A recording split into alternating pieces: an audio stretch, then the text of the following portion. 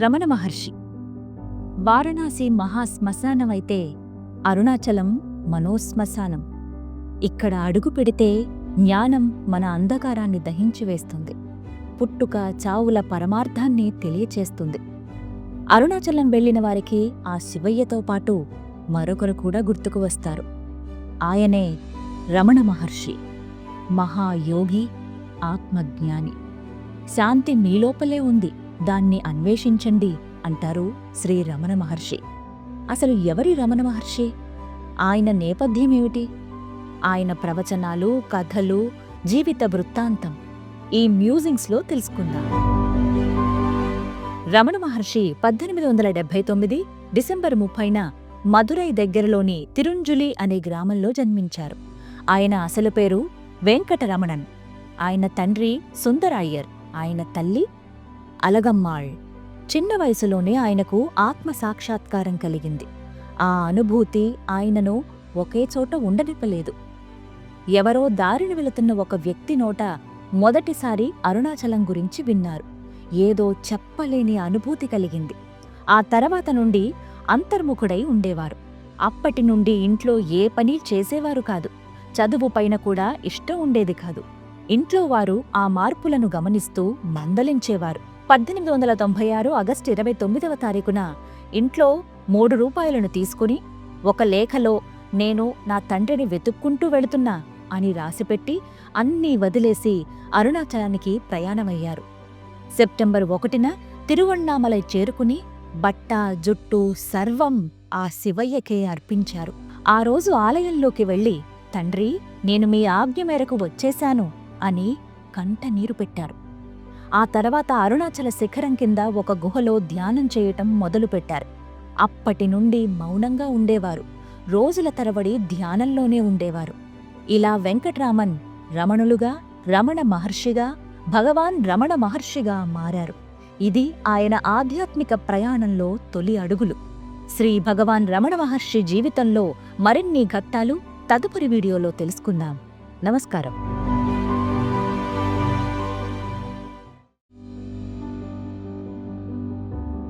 అలా అరుణాచలం చేరిన రమణ మహర్షి చాలా కాలం మౌనంలో ఉండిపోయారు. బాహ్య దృష్టి అసలే లేక నిరంతరం ధ్యాన స్థితిలో ఉండిపోయారు.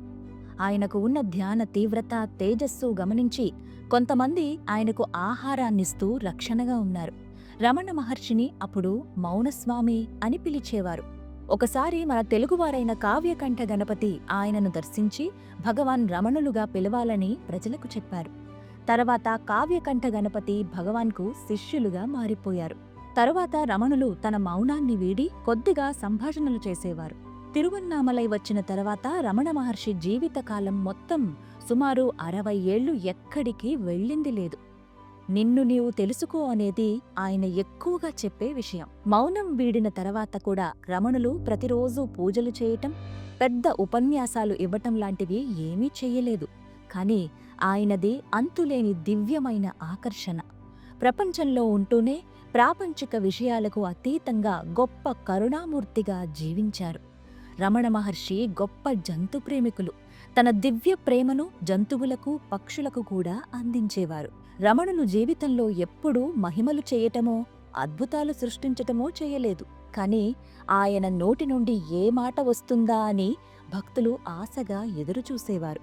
రమణ మహర్షి జీవిత విశేషాలు తెలుసుకుంటే ఆయన ఒక పరిపూర్ణ అవతార పురుషుడని, మోక్ష ప్రదాత అని అర్థమవుతుంది. తాను మహిమాన్వితుడునని ఏనాడూ చెప్పుకోలేదు. ప్రచారాలకు, ఆర్భాటాలకు రమణులు చాలా దూరం. అత్యంత నిరాడంబరంగా కేవలం ఒక్క కౌపీనం ధరించి తిరిగేవారు. రోజూ అక్కడ అరుణాచలం పర్వతం చుట్టూ ప్రదక్షిణ చేసేవారు. ఆ పర్వతం సాక్షాత్తు పరమశివ స్వరూపమని చెప్పారు. ఇప్పటికీ అనేక మంది భక్తితో అరుణాచలేశ్వరుణ్ణి, భగవాన్ రమణులను స్మరించుకుంటూ గిరి ప్రదక్షిణ చేస్తూ ఉంటారు. ఆయనకు చివర్లో క్యాన్సర్ లాంటి భయంకరమైన వ్యాధి సోకినా ఎలాంటి మత్తుమందు లేకుండానే ఆపరేషన్ చేయించుకున్నారు. దేహభ్రాంతి లేని మహనీయుడు ఆయన. రమణ మహర్షి దేహం చాలించి సుమారు 73 సంవత్సరాలైంది.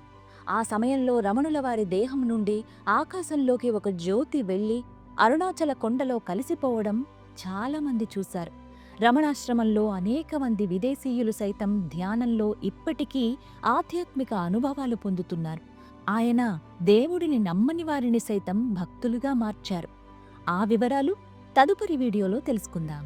నమస్కారం.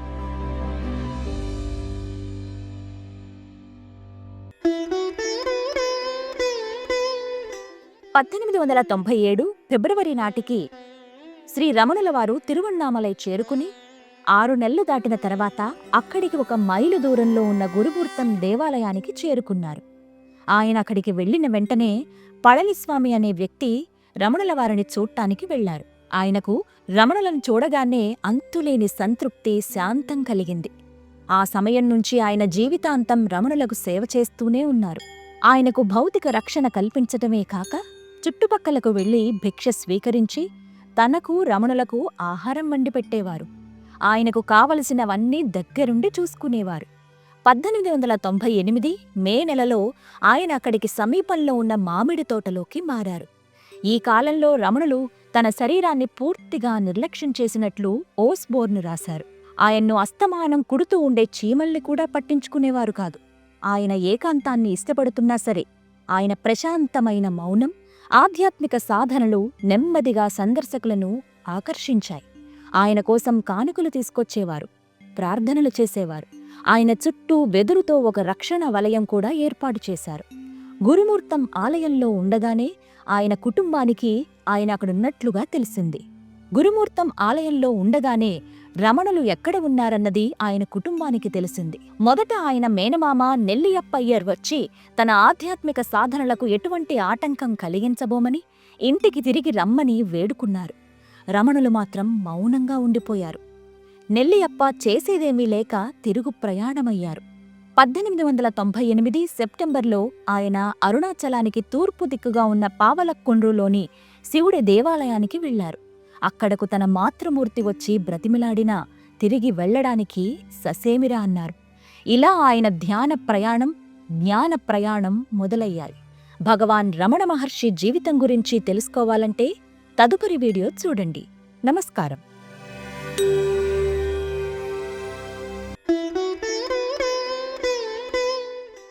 శ్రీ రమణ భగవాన్ను విరూపాక్ష గుహ వద్ద కలుసుకున్న గణపతి శాస్త్రి బొబ్బిలికి సమీపంలోని కలువరాయి అగ్రహారానికి చెందినవారు. భగవత్ సాక్షాత్కారానికై ఎన్నో చోట్ల తీవ్రమైన తపస్సు చేశారు. కాని సంతృప్తి చెందలేదు. చివరకు అరుణగిరిపై బ్రాహ్మణ స్వామిగా ప్రసిద్ధులైన రమణుల వద్దకు వచ్చి వారి పాదాలను పట్టుకుని వలవలా ఏడ్చి, చదువవలసినదంతా చదివాను, వేదాంత శాస్త్రాన్ని కూడా పూర్తిగా అర్థం చేసుకున్నాను, మనసారా జపం చేశాను. అయినా ఇప్పటి వరకు తపస్సంటే ఏమిటో తెలియదు. అందువల్ల మీ పాదాలను శరణుజొచ్చాను. తపస్సు స్వరూపాన్ని తెలియచేయండి అని అర్థించారు. మౌనంగా ఆయన వైపు చూస్తూ స్వామి ఇలా సమాధానమిచ్చారు. నేను అనే భావం ఎక్కడి నుంచి ఉదయిస్తోందని చింతన చేస్తే మనస్సు అందులో విలీనమైపోతుంది అని అనిపించేదే తపస్సంటే. ఒక మంత్రాన్ని జపిస్తున్నప్పుడు ఆ మంత్రోత్పత్తి స్థానంపై మనస్సుని కేంద్రీకరిస్తే మనస్సు అందులో లీనమైపోతుంది. అదే తపస్సంటే. ఈ ఉపదేశానికి గణపతి మనస్సు ఉప్పొంగిపోయింది. వేదకాలం తర్వాత ఇటువంటి ఉపదేశం ఎవ్వరూ ఇవ్వలేదని అనిపించిందాయనకి. వెంటనే ఆశువుగా 5 శ్లోకాలు చెప్పారు. స్వామి పరిచారకుని వద్ద నుంచి ఆయన పేరు వెంకటరామణ్ అని తెలుసుకుని భగవాన్ శ్రీ రమణ మహర్షి అని నామకరణం చేశారు. మోక్షానికి మార్గం చూపేవారు మహర్షులు. ఈ నామకరణానికి అదే కారణం. గణపతి శాస్త్రి బ్రాహ్మణ స్వాముల కన్నా 1 ఏడాది పెద్దవారైన రమణులను తన గురువుగా స్వీకరించారు. తన శిష్యులందరికీ రమణుల ఔన్నత్యం గురించి చెప్పారు. మరికొంత కాలానికి రమణ మహర్షిని స్తుతిస్తూ కొన్ని శ్లోకాలను, వారి బోధనలకు సంబంధించిన గ్రంథాలను రాశారు. గణపతి శాస్త్రిని శ్రీరమణులు నాయనా అని పిలిచేవారు. ఇలా పరిచయమైన గణపతి శాస్త్రి కావ్యకంఠ గణపతి శాస్త్రిగా ప్రసిద్ధి చెందారు. ఇది గణపతి శాస్త్రి వారికి శ్రీ రమణ మహర్షుల వారికి జరిగిన తొలి పరిచయం. ఇటువంటి మరిన్ని ఘట్టాల గురించి తెలుసుకోవడానికి తదుపరి వీడియోలో మళ్ళీ కలుద్దాం. నమస్కారం.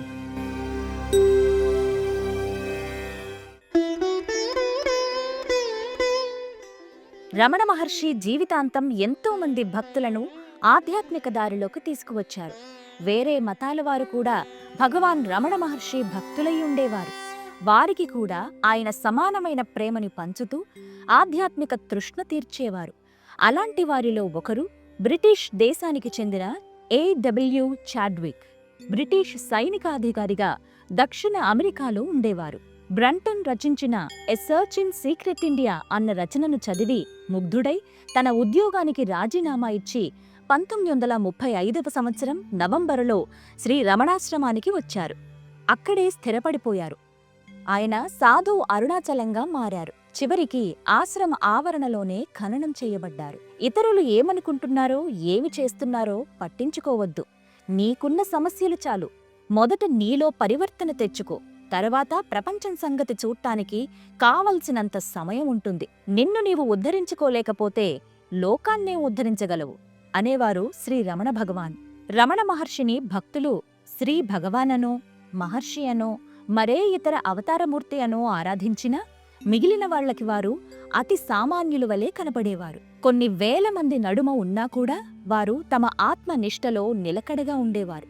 ఆ స్థితి నుండి ఏమాత్రం చలించేవారు కాదు. ఒకసారి పోలాండ్ దేశానికి చెందిన ఒక వనిత శ్రీ భగవాన్ దర్శనానికి వచ్చింది. ఆమె అనుభవం ఇది. ఆమె ఒంటరిగా స్కందాశ్రమానికి వెళ్ళిందొకసారి. తిరిగి వస్తూ ఉండగా ఆమెకి దాహం వేసింది. ఆ దప్పికను తీర్చుకోవటానికి మార్గం తెలియక ఆమె శ్రీ భగవాన్ సర్వవ్యాప్తమన్న మాటే నిజమైతే ఆయన ఈ క్షణాన ఇక్కడ నాకు కనబడి నా దప్పికను తీర్చకూడదా అని అనుకుంది. మరుక్షణం శ్రీ భగవాన్ అక్కడ తన కమండలంలో నీటితో ప్రత్యక్షమై ఆమె దాహాన్ని తీర్చారు. ఇది జరుగుతూ ఉండగా శ్రీ భగవాన్ ఆశ్రమంలో తమ స్థానంలోనే కూర్చుని ఉన్నారు. గిరిపైన జరుగుతున్న జగన్నాటకం గురించి ఏమీ తెలియనట్టుగా. ఆ పోలాండ్ యువతికి గొప్ప భక్తి, ప్రేమ ఉన్నాయి. క్రిస్టియన్ కూడా. ఏసుక్రీస్తు వలె మహిమలని ప్రదర్శించగలిగిన వారు క్రీస్తు వంటి వారేనని ఆమె నమ్మకం. ఆమె భక్తికి మెచ్చిన భగవాన్ ఆమె విశ్వాసాన్ని అనుసరించే ఆమెకు దర్శనమిచ్చి ఆమె కోరికను తీర్చారు. ఇటువంటి సంఘటనల వల్ల భక్తుల నమ్మకము, భక్తి ఎక్కువవుతాయి. కానీ అతీంద్రియ శక్తులను ప్రదర్శించే ప్రయత్నాలు చెయ్యవద్దని శ్రీ భగవాన్ చెప్పేవారు. అన్ని వేళలా ఆత్మని గుర్తుంచుకోమని భక్తులను హెచ్చరించేవారు. విదేశీయుడొకరు రమణాశ్రమంలోని భోజనశాల బయటపడి ఉన్న విస్తళ్లను ఊడుస్తూ ఉండటం చూసి శ్రీ భగవాన్, వాడేసిన విస్తళ్లను ఓడవటం ముక్తికి మార్గమా? ఈ తపస్సు చేయటానికైనా ఇంత దూరం వచ్చింది. లోపలికి వెళ్ళు. మనస్సుని పరిశుద్ధం చేసుకోవటమనే పనిలో నిమగ్నమవ్వు. అదే అన్నింటికంటే గొప్ప సేవ. అదే నీకు మోక్షమివ్వగలదు అన్నారు. ఇలా ఎంతో మందికి రమణ మహర్షి మోక్ష మార్గం చూపారు. ఇలాంటి మరిన్ని విశేషాలకు తదుపరి వీడియో చూడండి. నమస్కారం.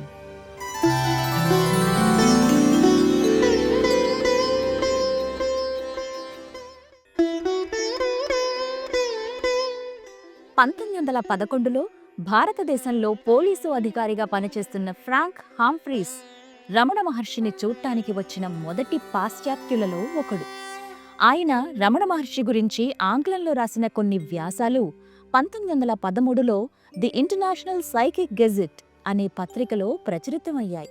1912 రమణ మహర్షికి తన శిష్యుల సమక్షంలో ఉన్నప్పుడు ఒక మాదిరి మూర్ఛలాగా వచ్చేది. ఆ సమయంలో ఆయనకు 2 సార్లు తెల్లటి కాంతితో కళ్ళు బయర్లు కమ్మేది. మూడోసారి చూపు పూర్తిగా కనిపించేది కాదు. తల తిరుగుతున్నట్టు అనిపించేది. గుండె ఆగిపోయినట్లు, శ్వాస నిలిచిపోయినట్లు, చర్మం నీలంగా మారిపోయినట్లు మరణించే వ్యక్తుల లక్షణాలు కనిపించేవి. ఈ స్థితి సుమారు 10 నుంచి 15 నిమిషాల పాటు ఉండేది. ఆ తర్వాత శరీరం ఒక రకమైన కుదుపుకు లోనై మళ్లీ సాధారణ స్థితికి వచ్చేది. ఇదంతా కొత్తగా అనిపించిన వారికి తర్వాత రమణులు అది నిజంగానే మూర్ఛ అని, తన ప్రమేయం లేకుండానే దానంతట అదే వస్తుందని తెలిపారు. కాని చూసేవారికి మాత్రం ఆయన అప్పుడే పూర్తిగా బాహ్య ప్రపంచంలోకి వచ్చినట్లు ఉండేదని తెలిపేవారు. 1916లో రమణ మహర్షి తల్లి అలగమ్మాళ్, తమ్ముడు నాగసుందరం ఆయనతో కలిసి తిరువణ్ణామలైలో జీవించడానికి వచ్చేశారు. ఆయన తర్వాత స్కందాశ్రమానికి వెళితే వారిరువురూ ఆయన్ను అనుసరించారు. స్కందాశ్రమంలో రమణులు 1922 దాకా ఉన్నారు. తర్వాత రమణ మహర్షి తల్లికి సన్యాస దీక్షనిచ్చి వ్యక్తిగతంగా ఆమెకు ఆధ్యాత్మిక శిక్షణ ఇచ్చారు. అదే సమయంలో ఆమె ఆశ్రమం వంటగది పని పర్యవేక్షించేది. తర్వాత తమ్ముడు నాగసుందరం కూడా సన్యాస దీక్ష తీసుకుని నిరంజనానందగా పేరు మార్చుకున్నారు. ఆయనను చిన్నస్వామి అని పిలిచేవారు. 1920 నుంచి తల్లి ఆరోగ్యం క్షీణించడం మొదలుపెట్టింది. ఆమె 1922 మే 19న తనయుడు పక్కన కూర్చుని ఉండగానే మరణించింది. ఆ తర్వాత రమణ మహర్షి తన తల్లి గురించి ఒక్క మాట మాత్రమే మాట్లాడారు, తాను మోక్షం పొందింది అని. నిజానికి తన తల్లి సమాధి ఉన్న చోటనే రమణాశ్రమం నిర్మించారు. ఇక్కడి నుండి రమణుల ఖ్యాతి ఖండాలు దాటి విస్తరించింది. ఆ విశేషాలు తదుపరి ఎపిసోడ్లో తెలుసుకుందాం.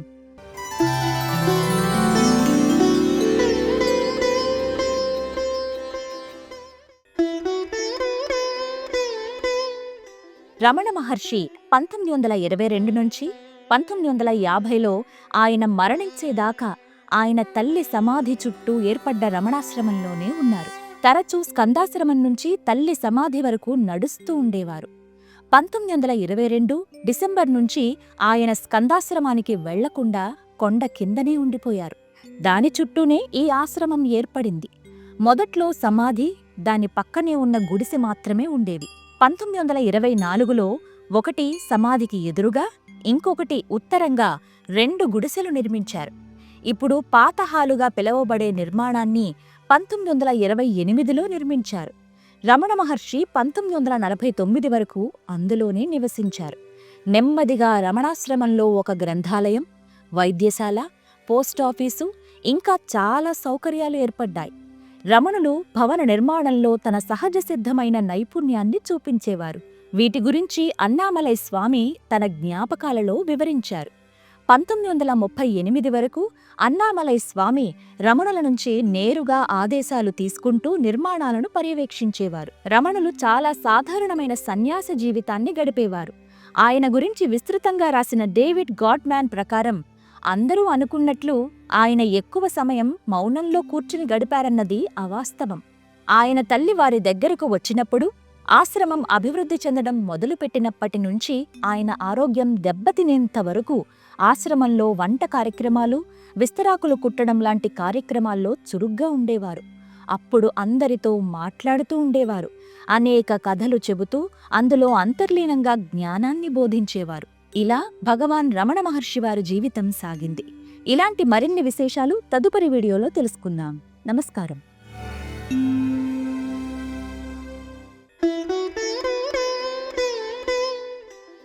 రమణ మహర్షి ఆశ్రమంలో దొంగలు పడినప్పుడు ఒక విశేషం జరిగింది. ఆ వివరాలు ఇప్పుడు తెలుసుకుందాం. 1924లో ఒక రాత్రి వేళ కొందరు దొంగలు ఆశ్రమానికి వచ్చి లోపలికి చొరబడదామని కిటికీల రెక్కలను పగలగొడుతున్నారు. శ్రీ భగవాన్ ఆశ్రమంలోకి రావటానికి అంత శ్రమ పడుతున్నారెందుకు? తలుపులు తెరుస్తాం, మీకు కావలసినది తీసుకువెళ్లవచ్చు అన్నారట.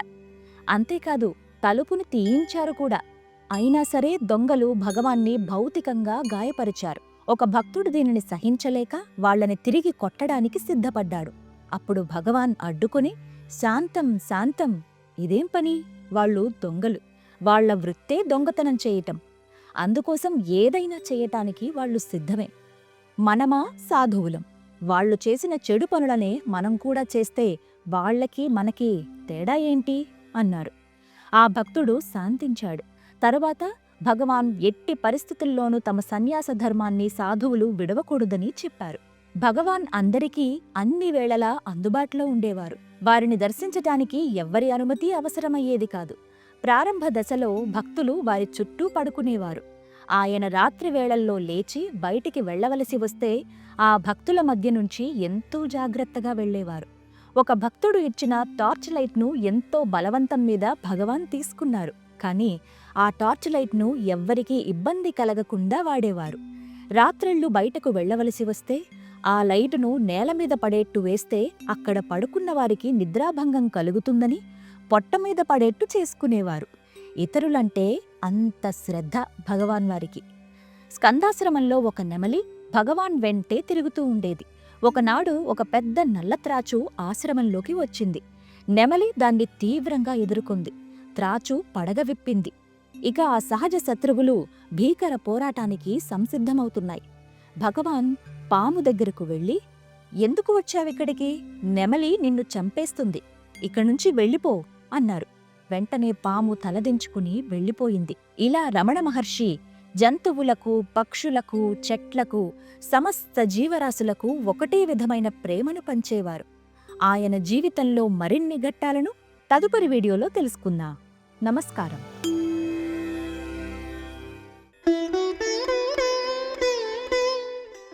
దక్షిణ అమెరికాలోని పెరూ దేశ దంపతులు మహర్షి మహనీయత గురించి విని ఆశ్రమానికి వచ్చారు.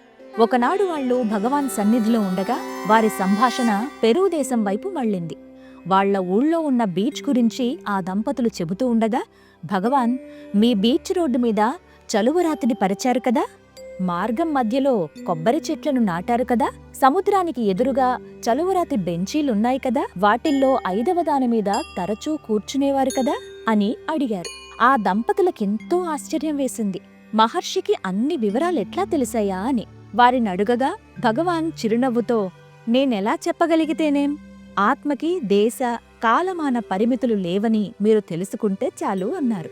రమణ మహర్షి అత్యంత ప్రియభక్తుడైన టీకేఎస్ అయ్యర్ ఎంతో దిగులుగా ఉన్నారు.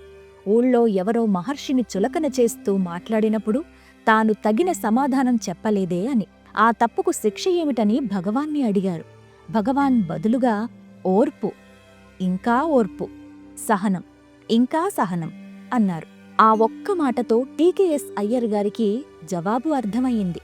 ఒకరోజు ఒక యువకుడు శ్రీ భగవాన్ని ఉద్దేశించి, శ్రీరామకృష్ణ పరమహంస వివేకానందుణ్ణి నిర్వికల్ప సమాధి స్థితికి తీసుకుని వెళ్లగలిగారు కేవలం తాకటం వల్ల.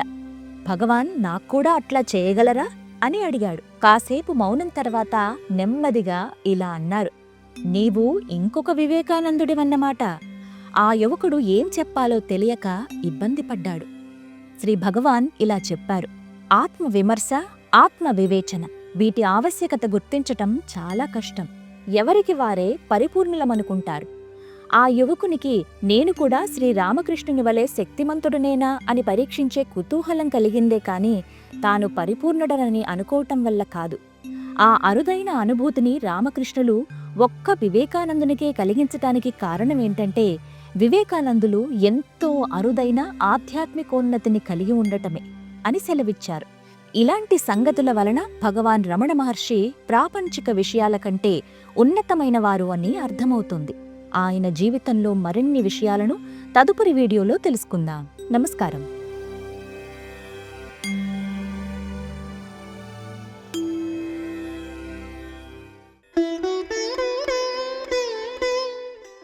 ఆత్మపై ఉన్న పట్టును వదులుకోకపోవడమే జ్ఞానంగా ఏర్పడుతుంది.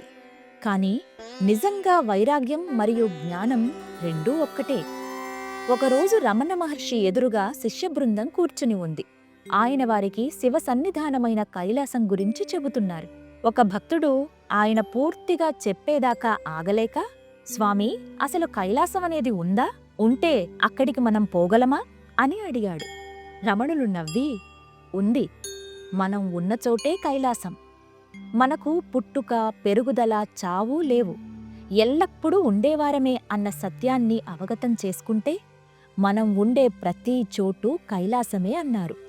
సామాన్యుడికి ఆ సత్యం అర్థమయ్యేదెలా స్వామి అని భక్తుడు ప్రశ్నించాడు. నీవు బాల్య, యవ్వన, గృహస్థ, వార్ధక్యాలలో జీవితాన్ని గడుపుతావు. ఇవన్నీ శరీరపరంగా వచ్చే మార్పులే కాని నేను అనే ఆత్మపరంగా ఎలాంటి మార్పు ఉండదు.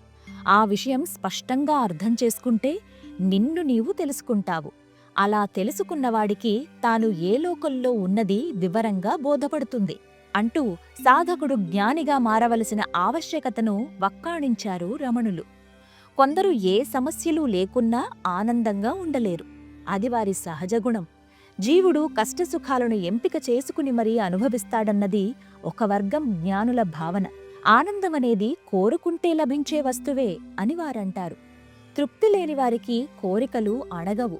అందువల్ల వారు కోరికల హోమాన్ని అసంతృప్తి అనే నెయ్యితో ప్రవర్ధమానం చేస్తూనే ఉంటారు. అలాంటి వారికి ఆనందం దుర్లభం. కొందరు అంగవైకల్యంతో బాధపడుతుంటారు. కొందరు తినడానికి, ఉండడానికి, కట్టుబట్టకు, ఆరోగ్యానికి లోటు లేకున్నా తమకు లేని, ఎదుటివారికి ఉన్న ఏవో ఆస్తులు, అంతస్తులు చూసి అసంతృప్తితో జీవిస్తారు. అలాంటి వారికి సంతోష ఆనందాలు సహజంగానే దూరంగా ఉంటాయన్నది రమణుల మాట. సామాన్యుడికి భిన్నంగా జ్ఞాని ఆనంద విషాదాలను అనుభవించి వ్యక్తపరిచే పద్ధతులు భిన్నంగా ఉంటాయి. లోకానికి అతడు పిచ్చివాడిగా కనిపించవచ్చు. శరీరం క్షణికం, ఆత్మ శాశ్వతమని తెలిసినవాడు లోకంలో తాను శరీరంతో అన్నీ అనుభవిస్తున్నా ఏ విషయాన్ని అతడు ఆత్మపరంగా అనుభూతి చెందడు. అలా జీవితాన్ని తటస్థంగా జీవిస్తూ ఆత్మచింతనతో గడిపే సాధకుడికి కైలాసప్రాప్తి తప్పక కలుగుతుందన్నారు. ఇలా రమణులు భక్తుల అంధకారాన్ని దహించి జ్ఞానంతో వెలుగులు పంచేవారు. రమణ మహర్షి వారి జీవిత ప్రయాణంలో మరిన్ని ఘట్టాలు తదుపరి వీడియోలో తెలుసుకుందాం. నమస్కారం.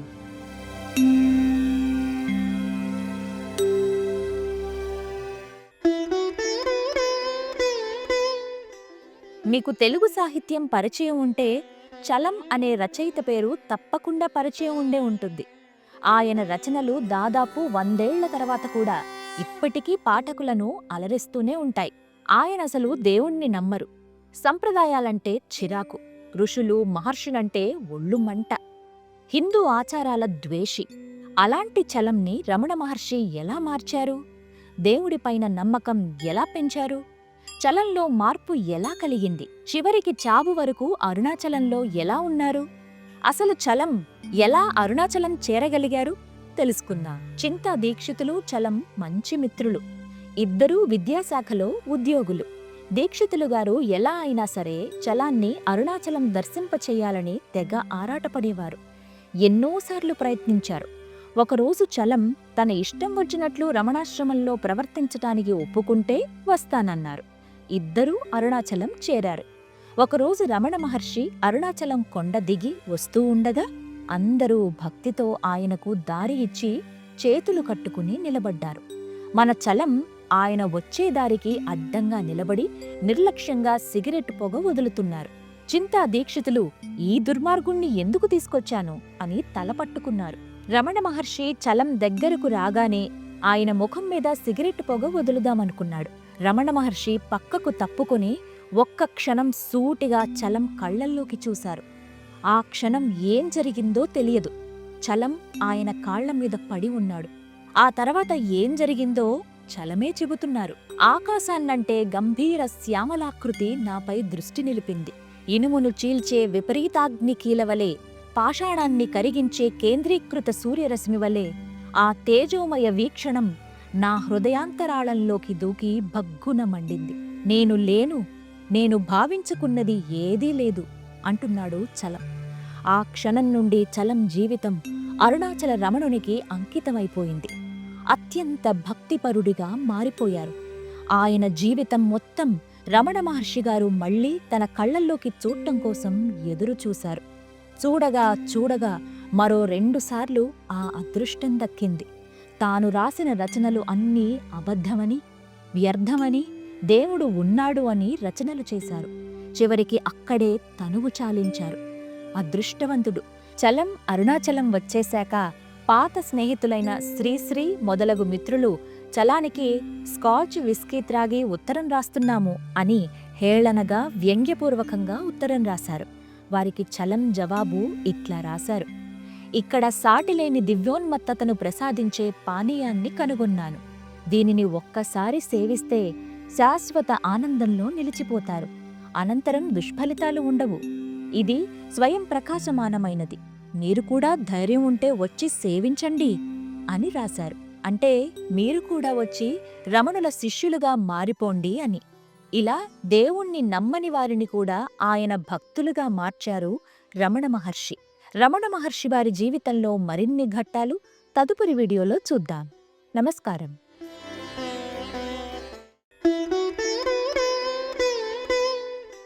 భగవాన్ రమణ మహర్షి భక్తులలో ఒక భక్తుడి కొడుకు అకస్మాత్తుగా మరణించడంతో ఆ బాధను తీర్చగల సమర్థుడు రమణులే అని భావించి ఆయన వద్దకు వచ్చారు. రమణ మహర్షిని కొన్ని ప్రశ్నలు వేశాడు. ఆ ప్రశ్నలలో అతని బాధ ప్రస్ఫుటంగా కనిపిస్తోంది. రమణులు ఎప్పటిలాగా ఆత్మ గురించి విచారణ చేయమని, అసలు బాధపడుతున్నది ఎవరో తెలుసుకోమని సమాధానం చెప్పగా ఆ సమాధానంతో ఆ భక్తుడు తృప్తి చెందలేదు. అప్పుడు రమణ మహర్షి, నేనిప్పుడు విచారసాగరం అనే కథ చెబుతా విను అంటూ చెప్పసాగారు. ఇద్దరు యువకులు వారు విదేశాలకు వెళ్లి అక్కడ బాగా చదువుకుని డబ్బులు సంపాదిస్తామని వారి వారి తల్లిదండ్రులకు నచ్చజెప్పి విదేశాలకు వెళ్లారు.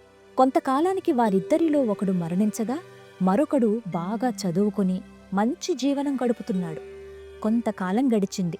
అక్కడ ఉండే వ్యాపారి తన స్వదేశానికి వెళుతున్నాడని తెలుసుకుని తానిక్కడ మంచి జీవనం గడుపుతున్నానని తన తల్లిదండ్రులకు చెప్పమని, వచ్చిన మిత్రుడు మరణించాడని అతని తల్లిదండ్రులకు చెప్పమని ప్రార్థించాడు.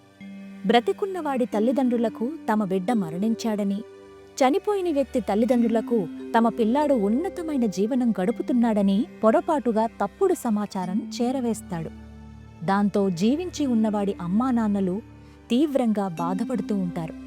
మరణించిన వాడి తల్లిదండ్రులు తమ పిల్లాడు ఎప్పటికైనా తిరిగి వస్తాడని సంతోషంగా కాలం గడుపుతూ ఉంటారు. నిజానికి ఈ తల్లిదండ్రులు ఇద్దరూ తమ పిల్లలను చూడనేలేదు. కాని ఒకరు సంతోషపడుతున్నారు, ఒకరు ఆవేదన చెందుతున్నారు. మనం కూడా అంతే. మనం మన మనసు చెప్పినవన్నీ నమ్మేస్తాం. అందుకే ఏది లేదో అదే ఉన్నదని, యథార్థానికి ఏది ఉన్నదో అదే లేదని భావిస్తాం. మనం మనసు మాట వినకుండా హృదయంలోనికి ప్రవేశించి అక్కడున్న పుత్రుణ్ణి చూసుకుంటే ఇక బయట ప్రత్యేకంగా పిల్లలను చూసుకుని ఆనందించవలసిన అవసరం లేదు అన్నారు రమణ మహర్షి. ఈ కష్టాలు, బాధలు, సంతోషాలు, బంధాలు, బంధుత్వాలు మొదలైనవన్నీ మనసుకే కాని ఆత్మకు కావు. ఆత్మయే చిదానంద స్వరూపం. ఆత్మ గురించి తెలుసుకుని ఆత్మస్థితిలో ఉండగలిగితే మనల్ని ఏవీ బాధించలేవు. ఇదే రమణతత్వం. ఇదే జ్ఞాన జ్యోతి. రమణ మహర్షుల వారి జీవితానికి సంబంధించిన మరిన్ని విశేషాలు తదుపరి ఎపిసోడ్లో తెలుసుకుందాం. నమస్కారం.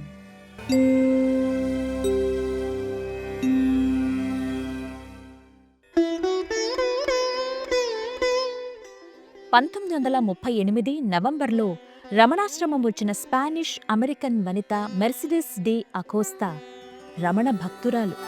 హాలీవుడ్ సినిమాలకు స్క్రిప్ట్లు రాస్తుంది. 24 సంవత్సరాల తర్వాత ఆమె ఒక పుస్తకం రాసింది, హియర్ లైస్ ద హార్ట్. ఆ పుస్తకం పేరది. అందులో ఆమె 25 ఏళ్ల భక్తిని నిక్షిప్తం చేసింది. ఆమె మొదట Paul Brunton searching secret India చదివి ప్రభావితురాలైంది. ఆమె అంటారు, ఆ పుస్తకం చదివిన తర్వాత 4 రోజుల పాటు నేను వేరొక విషయం ఆలోచించలేకపోయాను. నా మనసంతా శూన్యమైంది. నన్ను రమణ మహర్షి ఆత్మ పూనినట్లయింది. ఎవ్వరితోనూ మాట్లాడబుద్దయ్యేది కాదు. నేను మహర్షిని కలుసుకోగలనని గట్టిగా నమ్మకం కలిగింది. ఆమె రమణ సన్నిధికి వచ్చి వాలిపోయింది. ఏ ప్రశ్నలు అడగవలసిన అవసరం కనిపించలేదు. ఆమెకు అనుమానాలన్నీ తీరిపోయాయి. ఎన్నో ప్రశ్నలు తయారు చేసుకుని వచ్చి చివరికి 2 ప్రశ్నలు అడిగింది భగవాన్ని. ఆమె మొదటి ప్రశ్న, నా అంతరాత్మ చెప్పినట్టు నడుచుకోమంటారా? దానికి సమాధానంగా భగవాన్ ఇలా అన్నారు, నీ అంతరాత్మ గురించి నాకేం తెలుసు? నీ ఆత్మ చెప్పినట్లు చెయ్యి. ఆత్మ నడిపించినట్లు నడువు. ఎవరూ ఎవరిని అనుసరించవలసిన పనిలేదు అని. తదుపరి ఆమె మతాలు, గురువుల్ని గురించి ఏమని చెబుతారు అని అడిగింది. దానికి రమణులవారు, హృదయంలోకి చొచ్చుకుపోతే మతాలుండవు, గురువులూ ఉండరు. ఆత్మదర్శనమవుతుంది, అది చాలు అని అన్నారు. మొదటిసారిగా డి అకోస్తా మహర్షిని కలిసినప్పుడు ఆయన పాదాల చెంత ఎదురుగా కూర్చుని ఆయన కళ్లల్లోకి చూసింది. మహర్షి ఆమె కళ్లల్లోకి ప్రేమగా చూడసాగారు. ఆ క్షణంలో నన్ను నేను మరచిపోయాను. ఏమని వర్ణించను? నాలోని ఆత్మ ఉన్నత శిఖరాన్ని చేరినట్లు అనిపించింది. అప్పుడు భగవాన్ మందహాసం చేశారు. అప్పటి ఆనందం నేను ఈ జన్మలో మరచిపోలేను. ఆ ఒక్క క్షణం చాలు. అప్పుడు వచ్చిన మార్పు నా జీవితాంతం సరిపోతుంది. అమెరికా తిరిగి వెళ్లిన తర్వాత ఆమె కొన్ని ప్రశ్నలు భగవానికి పంపింది. మరొక అమెరికన్ భక్తుడు తెచ్చి భగవాన్కిచ్చాడు. ఆయన పేరు గేహెక్స్. గేహెక్స్ కొంతకాలంగా ఆశ్రమవాసి. ఆమె పంపిన ప్రశ్నలు పునర్జన్మలు, గతం, భవిష్యత్తుకు సంబంధించినవి. ఆ ప్రశ్నలు మరియు రమణ మహర్షి వారి సమాధానాలు తదుపరి వీడియోలో తెలుసుకుందాం. నమస్కారం.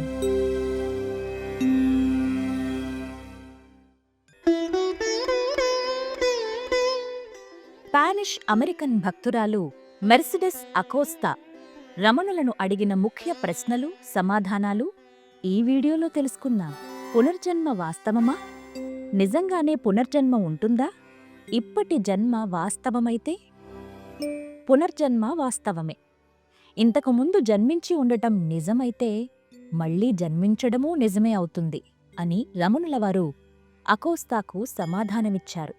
అకోస్తా అడిగిన రెండవ ప్రశ్న పుట్టటం, చావటం ఎందుకు అని. శరీరానికి పుట్టడం, చావడం రెండూ తప్పనిసరి పనులు అని సమాధానమిచ్చారు రమణులవారు. అకోస్తా మూడవ ప్రశ్న ఇలా ఉంది: మరణానికి, మరొక జన్మకు రావటానికి మధ్య విరామమెంత? దీనికి సమాధానంగా భగవాన్, ఒక్కొక్కరు 1 ఏడాదిలోపే జన్మిస్తారు, లేదా 3 సంవత్సరాలు పట్టవచ్చు, లేదా 1000 సంవత్సరాలు పట్టవచ్చు. అయినా కాలాన్ని కొలవడం ఎలా? శూన్యానికి విరామమేమిటి? అసలు కాలమంటేనే శూన్యం కదా అని సమాధానమిచ్చారు. మనిషికి గత జన్మల జ్ఞానం ఉండదు, ఎందుచేత అని అకోస్తా రమణులవారికి ప్రశ్న పంపించారు. గతించినవన్నీ భ్రమలు, కరిగిపోయిన కలలు, వాటి జ్ఞాపకాలతో ఏం పని? నీవు ఒకసారి ఆత్మలోకి ప్రస్థానిస్తే గతంతో పనేలేదు, భవిష్యత్తు అవసరమూ ఉండదు. నిజానికి వర్తమానం సైతం శూన్యమైపోతుంది, ఏమీ మిగలదు. ఆత్మ కాలాతీతం, కాలరహితం అన్నారు రమణులవారు. అకోస్తా అడిగిన మరొక ప్రశ్న ఎటువంటి శరీరాన్ని ఆత్మ కోరుకుంటుంది అని. దానికి సమాధానంగా రమణులవారు ఇలా చెప్పారు: ఆత్మ ఏ రూపాన్నైనా తీసుకోవచ్చు. సూక్ష్మ శరీరం కావచ్చు, స్థూల శరీరం కావచ్చు. ఆత్మకు ఏదో ఒక శరీరం ఆధారంగా ఉండాలి అని. అకోస్తా మరికొన్ని ప్రశ్నలు రమణులవారిని అడిగారు. స్థూలమంటే భౌతిక శరీరమే కదా, అదే కదా మనకు తెలుస్తుంది. ఆత్మ ఏమిటో మనకు తెలియదు కదా. దీనికి సమాధానంగా రమణులవారు ఇలా చెప్పారు: ఆ తేడా నీకర్థం కావడానికి మాత్రమే, జ్ఞానికి శరీరాల తేడా అస్సలే ఉండదు. అకోస్తా రమణులవారిని అడిగిన మరొక ప్రశ్న మరలా జన్మించడానికి కారణమేమిటి అని. తీరని కోరికలు, నెరవేరని ఆశయాలు, కోరికలు తీర్చుకోవాలన్న తపనతో మళ్లీ జన్మిస్తారు. ప్రతి శరీరానికి, ప్రతి జన్మలో తీరని కోరికలు కొన్ని మిగిలే ఉంటాయి, కొన్ని కొత్తగా ఏర్పడుతూ ఉంటాయి. అందుచేతనే మనిషి మళ్లీ మళ్లీ జన్మించడం జరుగుతుంది. ఈ జవాబుల చివరిగా భగవాన్ ఒక సందేశంలాగా ఇచ్చారు. నీ ప్రశ్నలు మంచివే, బావున్నాయి, అకోస్తాతో చెప్పు, అతిగా ఆలోచించొద్దని. ధ్యానం చేసుకుంటూ ఆలోచనల్ని దూరం చేసుకోమను చాలు. మనస్సు ఆత్మలో లయిస్తే ప్రశాంతత లభిస్తుంది. ఆధ్యాత్మిక పరులు హృదయ గుహలో విశ్రమించడం నేర్చుకోవాలి. ఆ పని సహజంగా జరుగుతుంది, జరగాలి కూడా. అప్పుడు ఈ ప్రశ్నలేవీ మిగలవు, ప్రశ్నించే అవసరమే ఉండదు. అలా స్థిమితంగా ఉండడం అకర్మణత్వం కాదు. మౌనంగా, నిశ్శబ్దంగా, ప్రశాంతంగా ఉండడం ఒక్కటే నిజమైన పని అని భగవాన్ సెలవిచ్చారు. రమణులవారి జీవితంలో జరిగిన మరికొన్ని విశేషాలు తదుపరి ఎపిసోడ్లో తెలుసుకుందాం. నమస్కారం.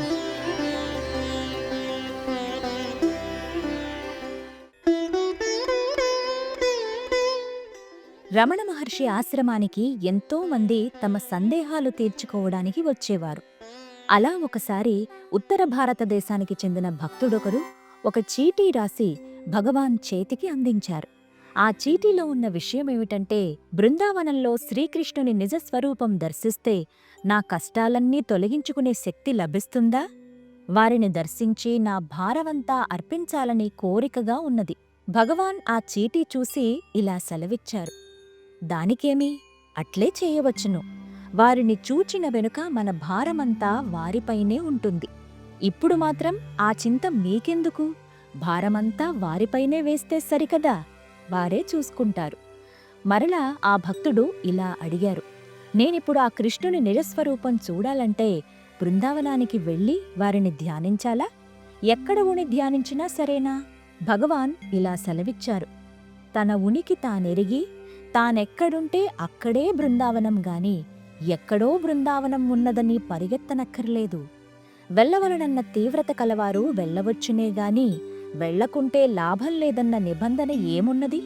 భగవద్గీతలో సెలవిచ్చినట్లు సర్వభూత సర్వావస్థలు అతనిలో లీనమయ్యున్నవి. విశ్వమంతా ఆయనే కదా. తానున్న చోటే బృందావనం. తానెవరో, తన ఉనికి ఏదో విచారించి తెలుసుకుంటే తానే కృష్ణుడవుతాడు. సకల విషయ వాసనలు తనలో అణగుటయే తన్నర్పించుకొనుట. ఆ వెనుక మన భారం అతనిదే కదా అని రమణులవారు సెలవిచ్చారు. రమణులవారికి సంబంధించిన మరిన్ని ఆసక్తికరమైన విషయాలు తదుపరి వీడియోలో తెలుసుకుందాం. నమస్కారం.